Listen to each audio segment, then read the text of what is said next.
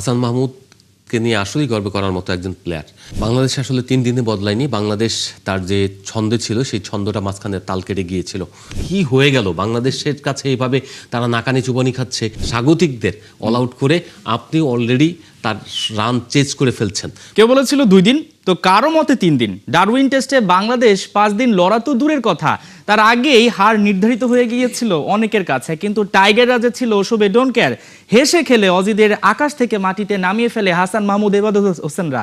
চোখে সর্ষে ফুল দেখা ট্রাভিস হেডরা বুঝেই উঠতে পারছে না সিলেবাসে পড়লো কি আর পরীক্ষায় আসলো কি। 23 বছর পর অস্ট্রেলিয়ার মাটিতে ইতিহাসের গন্ধ পেতে শুরু করেছেন সমর্থকেরা। বুক ফুলিয়ে ড্রাইভিং সিটে রয়েছে বাংলা। দর্শক, আলোচনা করতে চাই বাংলাদেশের ডারউইন টেস্ট নিয়ে। এই মুহূর্তে 71 স্টুডিওতে আছেন ক্রীড়া সাংবাদিক সেকান্দার আলী। সেকান্দার আলী, শুভ সকাল, কেমন আছেন? খুবই ভালো আছি, কারণ একটা টেস্ট যেভাবে খেলছে বাংলাদেশ, এরকম পরিস্থিতিতে সবাই দিয়ে ভালো থাকা উচিত। যদিও আমাদের দেশে টেস্টটা সবাই আমজনতা সবাই দেখতে পাচ্ছে না, কারণ হচ্ছে বিদেশি টেলিভিশনের উপর নির্ভর করতে হচ্ছে। সব জায়গায় আবার সেটা পাওয়াও যাচ্ছে না, অনলাইনের উপরে অ্যাপসে টাকা দিয়ে দেখতে হচ্ছে। এটা আমাদের জন্য আসলে অত্যন্ত দুঃখজনক। বাংলাদেশের মিডিয়ায় খেলা দেখা যাবে না, কারণ দেখতে পাচ্ছে না। আপনি এটা আরো জানার কথা ছিল যে আমরা কিভাবে খেলছি, বাংলাদেশ কিভাবে খেলছে, ডমিনেট করছে। অবভিয়াসলি, কিন্তু দুঃখজনক হলো যখন আমরা দেখেছি নিউজিল্যান্ডের একটা সিরিজ বাংলাদেশ কোনো টেলিভিশন দেখাবে না, তখন ব্যাপক আলোড়ন তৈরি হয়েছিল। আমাদের মিডিয়া যারা কর্মী ছিল তখন তো সবাইকে দেখেছি আমরা ব্যাপকভাবে প্রশ্ন তুলতে, এবং কিন্তু দুঃখজনক হলো এখন কোনো প্রশ্ন উঠছে না। কেন উঠছে না? কারণ বাংলাদেশের মিডিয়া কেন দেখাচ্ছে না? আমরা দেখেছি একটা ওই সময়টায় বিটিভি মানে প্রোগ্রামটা টেলিভিশন ওই খেলা দেখিয়েছিল, প্যাকেজটা নিয়েছিল। তো সেই জায়গায় আমার কাছে মনে হয় যে বাংলাদেশের কোনো না কোনো টেলিভিশনের দেখানো উচিত ছিল। যখন আপনি বাংলাদেশের ডোমেস্টিক খেলাগুলি দেখাবেন, যখন আপনি ইন্টারন্যাশনাল সিরিজ কিনে নেবেন, তখন আপনার দায়িত্ববদ্ধতা এবং দায়িত্ববোধ থেকে আপনাকে অবশ্যই জনতার মানে দর্শকের কথা ভেবে, এবং বাংলাদেশের যেহেতু আপনি স্পোর্টস দেখান এবং স্পোর্টস চ্যানেল বলেন বা যাই বলেন না কেন, আপনার নৈতিক দায়িত্ব থাকে আপনার এই খেলাগুলো কখনো কখনো প্রফিটেবল কম হলেও কিংবা লাভজনক না হলেও এই সময়টা তো আর আসবে না আমাদের, অবশ্যই দেখানো 23 বছর পর। হ্যাঁ, এটা একেবারেই দর্শকের প্রতি অবিচার করা হয়েছে। এই সমর্থকরা একটা সময় আমি মনে করি যদি এভাবে চলতে থাকে, এবং যারা সবসময় খেলা দেখিয়ে বেনিফিট নেওয়ার চেষ্টা করে কিন্তু অন্য সময়গুলোতে তারা দর্শকের কথা না ভাবে, দেশের ক্রিকেটের কথা না ভাবে, তাদের আসলে একটা সময় না একটা সময় এই দর্শক মুখ ফিরিয়ে নেবে। সেটা তো আপনি বলছেনই। সেটা আর সঙ্গে একটু যুক্ত করতে চাই, এই মুহূর্তে যারা অস্ট্রেলিয়া বাংলাদেশি সাংবাদিক রয়েছেন, গণমাধ্যম কর্মীরা, তাদের কাছেও ব্যাপারটা যেমন গর্বের যে তারা ওই বিষয়টাকে গুরুত্ব দিয়ে এত বছর পর বাংলাদেশ গিয়েছে, সেই খেলাটা কাভারেজ দিচ্ছেন এবং ভবিষ্যতে দিবেন, অনেকে আরো জয়েন হবেন। তাদের জন্য শুভকামনা জানাতে চাই বাংলাদেশের জন্য, যাদের জন্য আমরা কথা বলতে পারছি। ঠিক 3 দিনের মধ্যে কিভাবে, মানে একেবারে সব রহস্যটা কি আসলে এভাবে বদলে যাওয়ার বাংলাদেশের? বাংলাদেশ আসলে 3 দিনে বদলায়নি। বাংলাদেশ তার যে ছন্দে ছিল সেই ছন্দটা মাঝখানে তাল কেটে গিয়েছিল। আপনি যখন কোনো একটা ভায়োলিন বাজান তখন কিন্তু তার সুর থাকে, এই সুর যখন কেটে যায় তখন দেখবেন যে পুরো সংটাই কিন্তু শেষ হয়ে যায়, মনে হয় যে গানটা আসলে এরকম নয় এবং আপনার কানে বাজে। কিন্তু বাংলাদেশের সেই তালটা কেটে গিয়েছিল আপনার জিম্বাবুয়ে সফরে। আদার দেন আপনি এখানে প্র্যাকটিস ম্যাচ সেই তারই একটা ধারাবাহিকতা দেখতে পেয়েছি। প্র্যাকটিস ম্যাচে যেটা হয়েছিল সেটা হচ্ছে আননোন পিপল, আননোন দলের সঙ্গে, আননোন ক্রিকেটারের সঙ্গে যখন আপনি খেলবেন তখন আপনি তার বল বুঝবেন না, তার ব্যাটিংটাও বুঝবেন না। এই না বোঝাটাই হচ্ছে আপনাকে পিছিয়ে দেয়, এবং সেটাই হয়েছে। বাংলাদেশের সবচেয়ে বড় লাভ হয়েছে এখানে একটা প্র্যাকটিস ম্যাচ রাখাতে, এবং যেটা হচ্ছে আপনার ওই কন্ডিশনটা বোঝার ক্ষেত্রে সাহায্য করেছে। যদিও অনেক আগে থেকে লম্বা একটা প্ল্যান ছিল যে আমরা অস্ট্রেলিয়ার মাটিতে খেলবো, 2024 সাল থেকে এই প্ল্যানটা ছিল। কারণ যখন আপনার 2 বছরে ওখানে দুটো এ টিম এবং এইচপির ট্যুর করেছিল, এবং তাদের কিছু প্লেয়ার এখানে 4-5 জন প্লেয়ার রয়েছেন, এবং তাদের এই এক্সপেরিয়েন্সটা প্লাস মমিনুল হক নিজে গিয়ে সিডনিতে গিয়ে খেলেছেন, ওখানে একটা টুর্নামেন্টও খেলেছেন। তো সেই এক্সপেরিয়েন্স এবং অন্য যারা রয়েছেন তাদের কিন্তু নানাভাবেই নানা সময় বিশ্বকাপ বলেন ওইসব দিয়ে, মানে এটা অচেনা মাটি বলার কোনো উপায় নাই। অনেক আগে থেকে বিসিবিরও একটা পরিকল্পনা ছিল, সেই জিনিসটা একদম আমরা দেখতে পাচ্ছি। এই যে ধরেন ট্রাভিসের যারা রয়েছে বাঘা বাঘা ক্রিকেটার, তারা আসলে সিলেবাসে পড়েছে একটা, কিন্তু আসলো আরেকটা। হাসান মাহমুদ আসলে যেভাবে তিনি অনেক সময় উইকেট নেওয়ার পর সেলিব্রেশন করতেন না, এখন একটু সেলিব্রেশন করতেই পারেন, অবশ্যই করতে পারেন, খুব ভালো মতোই করতে পারেন, যে 1-2 উইকেট না 6টা উইকেট অস্ট্রেলিয়ার মাটিতে। আপনি যখন বা অনেকে হয়তো বা ঘুম থেকে উঠে বিশ্বাস করতে পারছিল না, এই কি অবস্থা, মানে মনে হচ্ছিল যে কোনোভাবে কি গেম খেলছে কিনা, যেটা আমরা মোবাইলে খেলি। আপনার ওই মুহূর্তে আসলে মনে হয়েছে কি যখন আপনি দেখছিলেন? নিশ্চয়ই গর্বে তো বুক ফুলে যাচ্ছিল, বা ব্যাপারটা আসলে কিভাবে কাজ করেছে? দেখুন, হাসান মাহমুদকে নিয়ে আসলেই গর্ব করার মতো একজন প্লেয়ার, কিন্তু তাকে মাঝখানে আমার কাছে যেটা মনে হয়েছে, তার যে কোচিং স্টাফ রয়েছে এখন, হেড কোচ হাসান মাহমুদকে কোনো কারণে সামহাও ওইভাবে প্রায়োরিটি দেয় না, এবং তিনি খুব একটা ভালো পছন্দ করেন না বলে একটা অভিযোগ রয়েছে, এবং অভিযোগ একবার উড়িয়ে দেওয়ার মতো নয়। হাসান মাহমুদ কিন্তু যে টি-20 টুর্নামেন্ট হয়েছিল বিপিএল, সেখানে অসাধারণ খেলেছেন, কিন্তু তাকে দলে নেওয়া হয়নি, তার প্রতি অবিচার করা হয়েছে।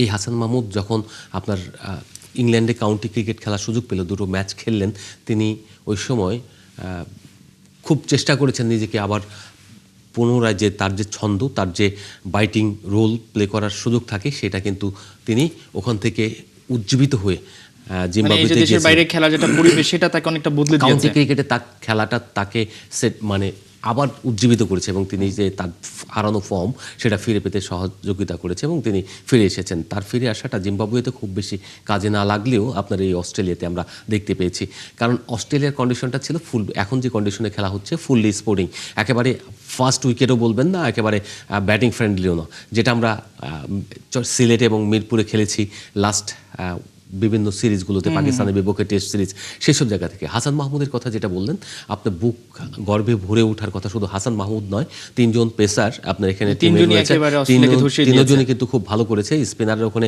তাইজুলকে আমরা দেখি নেই বোলিং করতে, বিকজ অফ 2 ওভার করেছেন, কিন্তু বিকজ অফ ওখানে যে স্পিন ট্র্যাক না, ওখানে স্পোর্টিংয়ের জন্য স্পিনারদের খুব একটা ভালো পজিশনে ছিল না।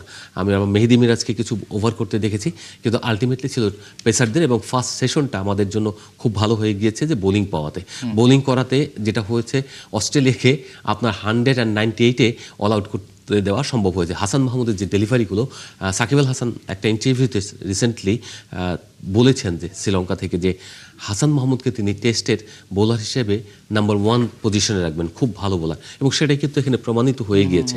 আমরা মনে করি যে ব্যক্তিগতভাবে যদি আমাকে জিজ্ঞেস করেন, তাহলে আমি বলবো তাকে যতটা যত্ন করা যায়, যতটা তাকে কাজে লাগানো যায়, তিনি কিন্তু সীমিত ওভারের জন্য ভালো, তাকে সেইভাবে আরও বেশি ফাইন টিউন করে কীভাবে করে নেওয়া যায় সেটা করা উচিত বাংলাদেশের।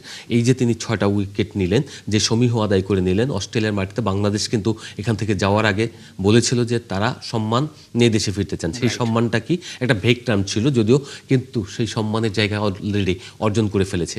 আপনি 198 রানে স্বাগতিকদের অল আউট করে আপনি অলরেডি তার রান চেঞ্জ করে ফেলছেন, মানে তাকে ওই রান স্কোর ছাড়িয়ে গিয়ে হয়তো লিড নেওয়ার পথে রয়েছেন। আপনার তানজিদ হাসান তামিম, যাকে আমরা দেখেছি প্র্যাকটিস ম্যাচে ভালো করতে পারেনি, তিনি এই জায়গায় কিন্তু কামব্যাক করেছেন। ওই জেটটা ছিল, ক্ষুধাটা ছিল, সবাই সেটা কাজে লাগাচ্ছেন। আমরা যদি একটু এইভাবে বলি যে অস্ট্রেলিয়ান গণমাধ্যম কিংবা অস্ট্রেলিয়ার ঠিক ওই ডারউইন যে শহরটা রয়েছে, সেখানে যে ক্রীড়ামন্ত্রী রয়েছেন, তিনিও কিন্তু এটা নিয়ে একটা বিতর্ক তৈরি হয়েছে। তিনি বলছিলেন 2-3 দিনে শেষ করে ফেলো বা শেষ হয়ে যাবে। তার অবস্থা কি বা তাদের অবস্থা কি? অনেকে তো আসলে বিশ্বাসই করতে পারছেন না। ইভেন আপনি বলছিলেন আলোচনার আগে, যারা সাবেক ক্রিকেটার রয়েছেন তারাও তো হজম করতে পারছেন না। সবকিছু মিলে পরিবেশটা কি হচ্ছে এখন? দেখুন, ওদের গায়ে কাটা দিচ্ছে যে কেমন কি হয়ে গেল, বাংলাদেশের কাছে এইভাবে তারা নাকানি চুবানি খাচ্ছে, এই জিনিসটা তারা কল্পনা করতে পারে না এবং মেনে নিতে পারবেও না। এবং তাদেরকে কাল যখন দেখছিলাম আমি তাদের কিছু ইউটিউব চ্যানেলের কিছু বক্তব্য, সেইখানে সাবেক ক্রিকেটার, মানে বর্তমান সাংবাদিক এবং আরও যারা রয়েছেন বিশ্লেষক, তারা যেভাবে বলছিলেন তাদের দলের বোলারদের এবং ব্যাটারদের, যে তারা কিভাবে একেবারে বাজে ক্রিকেট খেলছে এবং তাদের এইভাবে হওয়া উচিত না, বাংলাদেশের মতো দলের বিপক্ষে অন্তত না। কারণ বাংলাদেশ 23 বছর পরে খেলছে, তাদের বাংলাদেশকে এই টেস্ট ভায়াবেল না বলে, অর্থনৈতিকভাবে ভায়াবেল না বলে তারা কিন্তু বাংলাদেশকে সুযোগ দেয় না। এই যে সুযোগ না দেয়া, এটা একটা মুখ্য জবাব দেওয়ার একটা সামনে চলে এসেছে সুযোগটা। এই সুযোগটাকে বাংলাদেশের অবভিয়াসলি কাজে লাগানো উচিত। এই ইনিংস আমি বলবো শুধুমাত্র লিড নিয়ে নয়, এটা যত বড় করা যায়, আপনার যত ধৈর্য দেখানো যায়, এটা যদি আপনি পারেন 400-450 করেন এবং এই পর্যায়ে নিয়ে গিয়ে তাদেরকে কিভাবে আপনি মাউন্ট মঙ্গানুইতে আপনি যে ইতিহাস গড়েছিলেন, সেই ইতিহাস আপনাকে যে শুধুমাত্র সেই সব মানে যেসব ভেন্যুতে খেলা হয় না, যেসব ভেন্যু হলো অবহেলিত ভেন্যু, আপনাকে সুযোগ দেয়, আপনি দেখিয়ে দেন যে আপনার এই মানে করা, অপমান করা, আপনার যে তুচ্ছ তাচ্ছিল্য করা, সে তার জবাব আমি এবং দিতে আপনাদেরকে তো শিখে গিয়েছি। আমন্ত্রণও জানানো হয় না, যেটা হচ্ছে Obviously. যেটা আমরা জানি যে হয়তো ওডিআই বা তোমরা টি-20 খেলতে আসো, টেস্ট তো অনেক দূরের কথা, এবং সেখানে আপনি right. বললেন ভেন্যুর একটা ব্যাপার, তারা হয়তো বা ভবিষ্যতে এখন বাংলাদেশকে নিয়ে ভাববে। এই টেস্টের আসলে ভবিষ্যৎটা কি হবে সেটা বোঝা যাচ্ছে না। তবে একটা ব্যাপার তো খুব মানে শান্তির বিষয়, যদি বাংলাদেশ কোনো কারণে টেস্টটা ড্র হয় বা হারে, তারপরে এই যে প্রথম ইনিংসে যেভাবে অস্ট্রেলিয়াকে একদম ধসিয়ে দেওয়া হয়েছে, এটাই তো আসলে ক্রিকেট বিশ্বে ছড়িয়ে যাবে এবং এটাই বাংলাদেশকে নতুনভাবে চেনাবে যে বাংলাদেশ টেস্টও এখন ডমিনেট করতে পারে। অলরেডি বাংলাদেশ কিন্তু তার সমীহের জায়গা অর্জন করে ফেলেছে, বিশেষ করে বোলিংয়ে যেভাবে তারা ডমিনেট করেছে এবং অস্ট্রেলিয়াকে যেভাবে অল আউট করেছে সেটা একটা ব্যাপার। আর একটা ব্যাপার হচ্ছে ব্যাটিংয়ে যে জায়গায় মমিনুল হক এবং তানজিদ হাসান তামিম, যেটা আমরা সবসময় দেখে থাকি, টপ অর্ডার যখন ফেল করে তখন আমরা একেবারে কলাপস করি, কিন্তু এই টেস্টে খুব ম্যাচিউর মনে হচ্ছে বাংলাদেশ। মমিনুল হক এবং তানজিদ হাসান তামিম যেভাবে ব্যাটিং করেছেন এবং ওপেনিং এর স্টার্টটাও কিন্তু ভালো হয়েছে, সব মিলিয়ে এখন শান্ত, এবং তানজিদ হাসান তামিম যদি ক্যারি করতে পারে, আরেকটা সেশন যদি তারা ফরওয়ার্ড লুকিং হতে পারে, তাহলে কিন্তু এই অস্ট্রেলিয়ার নাকে মানে খত দিতে হবে।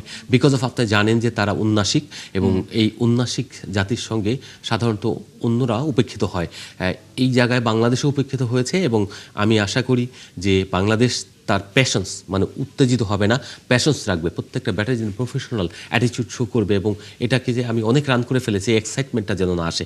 বাংলাদেশ যদি এখানে ধরেন ফার্স্ট ইনিংসে 100, 150, 200 রানের লিড নিতে পারে, তাহলে বাংলাদেশ টেস্ট জিতে যাবে। এই টেস্টের ফল হবে, এতে কোনো সন্দেহ নেই। এটা কয়দিনে Second গড়াতে পারে এখন কি মনে এটা হচ্ছে? চতুর্থ দিনে গিয়ে ফল হয়ে যাবে। বাংলাদেশ মাত্র সেকেন্ড ইনিংস চলছে, আপনার সেকেন্ডের ফার্স্ট সেশন শেষ হলে সেকেন্ড সেশন আজকে যদি পুরো দিন বাংলাদেশ পার করতে পারে, তাহলে 150 রানের লিডও হয়ে যেতে পারে। সেটা তো অস্ট্রেলিয়ার জন্য আরো বেশি কাটা হয়ে দাঁড়াবে। কাটা মানে কি, এটা মারাত্মক বিপদ। যদি বাংলাদেশ বললাম চেস করে পরে টার্গেট দেয়া, আপনি যদি এই 150 রানের লিড পায়, পরে কিন্তু তারা আর ওইভাবে বাংলাদেশের বোলাররা কিন্তু মারাত্মক উজ্জীবিত হয়ে যাবে। এই 3 জন পেসার দেখবেন তখন আগুনে বোলিং করছে, এই হাসান মাহমুদ অথবা তাসকিন যে কোনো একজন ফায়ার করবে, এবং ফায়ার করার সঙ্গে সঙ্গে এই অস্ট্রেলিয়া তখন আপনার বিপদে পড়ে যাবে এবং ব্যাকফুটে যাবে। বাংলাদেশ ইতিহাস রচনা করবে এখানে, যেটা আমরা আসলে কল্পনাও করিনি। প্র্যাকটিস ম্যাচ দেখে বা তার সাম্প্রতিক জিম্বাবুয়ে সফর দেখে আমরা হয়তো একেবারেই ডিসহার্টেন ছিলাম। বইয়ের মোড়ক দেখে আমরা অনেকে হয়তো বিচার করে ফেলেছিলাম, এবং যে জিনিসটা আসলে উল্টো ঘটবে, তারা হয়তো ভেবেছিল এটা 3 দিন সর্বোচ্চ 4 দিনে বাংলাদেশ 5 দিন লড়তেই পারবে না, সেটাই ছিল সবচেয়ে বড় সাবজেক্ট। এবং আপনি ম্যাচের আগের দিন দেখেন তারা এটা নিয়ে উপহাস করেছিল অনেকে, সেভাবে গুরুত্ব দেওয়া হয়নি। এখন বিষয়টা একদম উল্টে যাচ্ছে। সবকিছু মিলিয়ে আমাদের এখানে অনেক প্রাপ্তি রয়েছে, আমরা অনেক দিন ধরে প্র্যাকটিসটা করছি। এই মুহূর্তে যদি আমি বলি যে আপনি যেটা বলছিলেন যে 150 রানের একটা ব্যাপার, তার বাইরে বোলাররাও প্রস্তুতি নিচ্ছে, যে এটা অনেক কিছুই আসলে হতে পারে। তো সবকিছু মিলিয়ে যদি বলি যে এই ক্রিকেট বোর্ডেরও তো এটার পেছনে একটা ভালো যদি বলি ইনভেস্টমেন্ট আছে, বা তাদের একটা পরিকল্পনা রয়েছে যে টেস্টে আমরা ধারাবাহিকভাবে যে ভালো জিনিসটা করছি সেটাকে আরো ধারাবাহিকভাবে করা। লম্বা সময় কন্ডিশনিং ক্যাম্পটা তো নাও করতে পারতো বাংলাদেশ। এই টেস্ট নিয়ে বাংলাদেশ 2 বছর ধরে পরিকল্পনা করেছে, এই সিরিজটা নিয়ে, এই যে প্রস্তুতি ম্যাচ বলেন, এই যে কমিউনিকেশন, শুধু একটা টেস্ট না, এটা অনেক ব্যাপার ছিল যে এই আমাদের সিরিজটা ক্রিকেট নিয়ে জাতিটাকে অস্ট্রেলিয়ার বা আমাদের কন্ডিশনে আমরা খেলতে পারি না, বা আমাদের খেলার সুযোগ নেই, যাতে আমরা একেবারে ফেল না করি, আমরা ব্যর্থ না হই, সেই জন্য এই পরিকল্পনাটা গত 2 বছর আগে নেওয়া হয়েছে, এবং তারই ধারাবাহিকতায় ডারউইনে খেলা শুরু করেছে এইচপি এবং ইতে।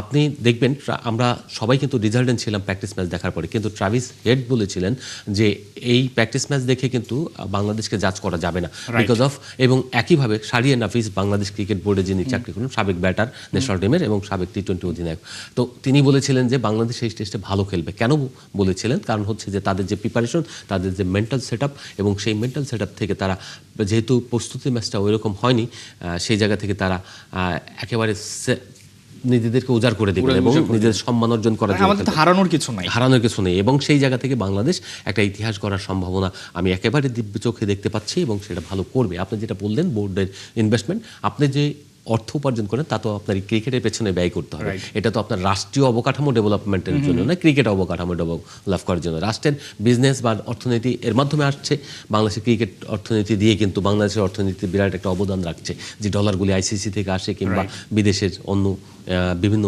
সোর্স থেকে আসে, বেসিক্যালি আইসিসি থেকেই আসে। তো সেই সব জায়গা থেকে আমরা যে বলবো যে বাংলাদেশ এই ইনভেস্টমেন্টগুলি অবশ্যই কাজে দিয়েছে, এবং আমরা আশা করব অদূর ভবিষ্যতে যেসব সিরিজগুলি বিদেশে বিভিন্ন জায়গায় হবে সেইভাবেই যেন এই 2 বছর আগে থেকে যেন প্রত্যেকটা পরিকল্পনা করা হয়, বড় বড় দলগুলোর বিপক্ষে, যেমন সাউথ আফ্রিকাতে আপনি এখন করছেন 2027 সালে যখন ওয়ানডে বিশ্বকাপ হবে তার আগে এই টিম এইচপি ইয়াং যেটা ইমার্জিং দল খেলছে এবং কন্টিনিউয়াসলি এই যে খেলাগুলো এগুলি বাংলাদেশ অনেক একটা আউটপুট দেবে। এই যে ধরেন বাংলাদেশ তো খেলছে হচ্ছে অস্ট্রেলিয়ার বিপক্ষে, যদি আমি ভারতের কথা বলি তারা আমাদের পরে অবস্থানে আছে এই মুহূর্তে বিশ্ব টেস্ট চ্যাম্পিয়নশিপে, বা যেই দলগুলো আছে তারাও তো বিষয়টাকে হজম করতে পারছে না এবং তারাও একটু বিপদে রয়েছে যে বাংলাদেশ যদি কোনোভাবে জিতে যেতে পারে, এটা কি দুর্ঘটনা বলার উপায় আছে কি? কোনো দুর্ঘটনার উপর নাই, যদি কেউ বলে তাহলে তার নাক কেটে দিতে হবে। কারণ হচ্ছে আপনি জানেন যে বাংলাদেশ সাম্প্রতিক গত 2-3 বছরে টেস্ট দল ধারাবাহিকভাবে ভালো করছে এবং গত 2-3 বছরে আপনি যদি পারফরমেন্স অ্যানালিসিস করেন এবং এই দলটার অভিজ্ঞ ক্রিকেটারের কথা যদি বিবেচনা করেন তাহলে বিশ্বের অন্যতম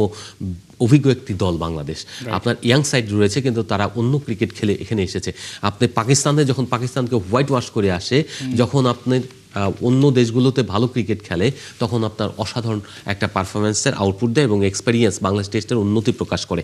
আপনার এখানে হাসান মাহমুদের কথা চিন্তা করেন, এই ক্রিকেটার এই বোলার গত 2 বছরের পারফরমেন্স দেখেন। 24 সাল থেকে 3টা দেশে তিনি সিরিজ খেলেছেন। একটা আপনার প্রথমে তার পাকিস্তানের কথা চিন্তা করি, পাকিস্তান তিনি 5 উইকেট নিয়েছেন, তারপরে আপনার ভারতে 5 উইকেট নিয়েছেন ইনিংসে, আবার নিলেন অস্ট্রেলিয়া। তার মানে অ্যাওয়েতে এরকম ভালো যখন করা একজন বলার যখন করে তখন মনে করতে হবে যে আপনার সেই রকম স্ট্রেংথ তৈরি হয়ে গিয়েছে। আপনার বোলিং লাইন আপ যেমন শক্তিশালী তেমনি ব্যাটিং লাইনেও এক্সপেরিয়েন্স গ্যাদার করা ব্যাটার অনেক রয়েছে। মুশফিক 100 টেস্ট খেলা, মমিনুল হক 75+, আপনার লিটন সবাই অভিজ্ঞ, এখানে অভিজ্ঞ 5-6 জন অভিজ্ঞ। তাইজুলের কথা যদি আপনি বলেন, সবকিছু মিলে নাজমুল শান্ত যদি ক্যাপ্টেন্সি বলেন, যে আসলে দূরদর্শী যে ব্যাপারগুলো সিদ্ধান্তগুলো সেটা আমরা দেখছি। আপনি এই মুহূর্তে আসলে সবচেয়ে বেশি ভরসাটা কার কাছে রাখবেন? এবং এই যে কুল থাকার যে ব্যাপারটা, এই যে পরিবর্তনটা, এটা তো নিশ্চয়ই ভালো লাগছে। কোন জায়গাটায় মনে হলো যে একটা রহস্য আছে যে বাংলাদেশ খুব ঠান্ডা মেজাজে যেটা খেলছে, আপনি বললেন ভালো লাগছে ব্যাটারদের ধৈর্যটা? আমি দেখেন যখন বাংলাদেশ অল আউট করে দিয়েছে ওদেরকে বোলাররা, আপনার পুরো গেমটা সেট করে দিয়েছে বোলাররা, এবং বোলাররা যখন 198 রানে প্রতিপক্ষকে অল আউট করে দিয়েছে তখন ব্যাটারদের মেন্টালি অনেক উপরে উঠে গিয়েছে এবং ব্যাটাররা তখনই চিন্তা করেছে আমরা তো আরে ক্রিকেটে কোনো রানই না, আমরা খেলবো এবং আমরা এখানে খেলা যায়। এবং উইকেটে যখন দেখেছে তারা নামার পরে ব্যাটে বল আসে তখন তারা তাদের স্কিল এক্সিকিউট করা শুরু করেছে এবং সবার ভেতরে আমার ধারণা সবার ভেতরেই একটা প্রদর্শনী করা বা সম্মান আদায় করে নেওয়ার যে মেন্টালিটি সেটা তারা করার চেষ্টা করেছে। প্রথম থেকে যে ধৈর্যটা দেখিয়েছে ওদের 3জন টপ অর্ডার 3জন যখন আপনার ভালো করেছে তখন এখন দেখবেন যে ধারাবাহিকতায় একেবারে লিটনপুর থেকে শুধু নয় মিরাজ পর্যন্ত গিয়ে দেখবেন খুব ভালো করছে এবং টেলেন্ডার যারা রয়েছে তাইজুল আমরা জানি যে ব্যাটিং করতে পারে এবং প্রত্যেকে ভালো করবে। এত সহজ হবে না এখন অস্ট্রেলিয়ার জন্য। বাংলাদেশ চাইলে যদি ধৈর্য দেখাতে পারে তাহলে দেখবেন 400+ রানও হওয়া সম্ভব যদি না হঠাৎ করে কলাপস করে। আমার ধারণা যে প্যাশন্স রয়েছে এই প্যাশন্স দিয়ে তারা সেই জায়গায় পৌঁছে যাবে। একটু নাজমুল শান্ত ব্যাপারে বা কি বলবেন যদি ছোট্ট করে জানতে চাই, যে সবকিছু মিলিয়ে যদি এই যে তারও তো একটা ব্যাপার রয়েছে মাঠের নেতৃত্ব দেয়া, ওভারঅল সবকিছু মিলিয়ে দেখেন নাজমুল শান্ত কিন্তু টেস্টে অসাধারণ একজন ব্যাটার। আমরা যদি চিন্তা করি কোভিডকালীন সময় শ্রীলঙ্কা থেকে শুরু করে ওই সময় জায়গায় তিনি 17 সালে টেস্ট দিয়ে কিন্তু তার অভিষেক হয়েছিল নিউজিল্যান্ডে এবং তার পরবর্তীতে অনেকদিন দলের ভিতরে ছিলেন, দলে ছিলেন না, নিয়মিত তিনি খেলতে পারেননি। তার পরবর্তীতে 3 ফরম্যাটেই তিনি অন্তর্ভুক্ত হন, টি-20 বিশ্বকাপ খেলেন। সেখান থেকে টি-20তে এখন দলে নেই কিন্তু ওয়ানডে এবং টেস্টে তিনি ধারাবাহিক একজন ব্যাটার এবং তার এই পারফরমেন্সটা বাংলাদেশ লাস্ট সিরিজটা যেটা জিম্বাবুয়েতে তিনি ভালো খেলেননি বলেই কিন্তু বাংলাদেশ ফেল করেছে। তিনি যখন ভালো খেলবেন তার উপরে মমিনুল হক যখন ভালো খেলবেন তখন মনে করতে হবে যে বাকি ব্যাটাররাও কনফিডেন্ট হয়ে ভালো খেলবেন। নাজমুল হোসেন শান্ত এই টেস্টে ভালো করেছেন, রাইট, ভালো খেলেন। তার কাছে আমি আশা করি যে একটা তিনি ক্যারি করবেন এবং একেবারে বাকি ব্যাটার যারা রয়েছেন তার সঙ্গী হয়ে তাকে সেঞ্চুরি পর্যন্ত নিয়ে যাবেন। আজকে যদি তানজিদ হাসান তামিম সেঞ্চুরি করে ফেলে তাহলে নাজমুল হোসেন শান্তর উচিত তারও একটা টার্গেট করা যে আমি সেঞ্চুরি করব, আমি বাংলাদেশের সেই ক্ষুধাটা তৈরি হবে নিঃসন্দেহে। অসংখ্য ধন্যবাদ সেকান্দার আলী। এই টেস্টটা আসলে শুধু টেস্ট জেতা না, এখানে যে মুশফিকুর রহিম 23 বছর পর বাংলাদেশ টেস্ট খেলছে এবং 100টা টেস্ট খেলার পরও তিনি আসলে কখনো অস্ট্রেলিয়ার মাটিতে খেলতে পারেননি। এই ব্যাপারটা যাতে ভবিষ্যতে না ঘটে, প্রত্যেকটা ক্রিকেটার 2 বছর পর পর সেই খেলার সুযোগ পান, সেই আশা করছি। সেই দারুণ একটা ইতিহাস হবে। আপনাকে অসংখ্য ধন্যবাদ আমাদেরকে সময় দেওয়ার জন্য। দর্শক, আমরা আলোচনা করছিলাম বাংলাদেশ ইতিহাসের পথে রয়েছে ডারউইন টেস্টে। আমাদের সঙ্গে ছিলেন ক্রীড়া সাংবাদিক সেকান্দার আলী।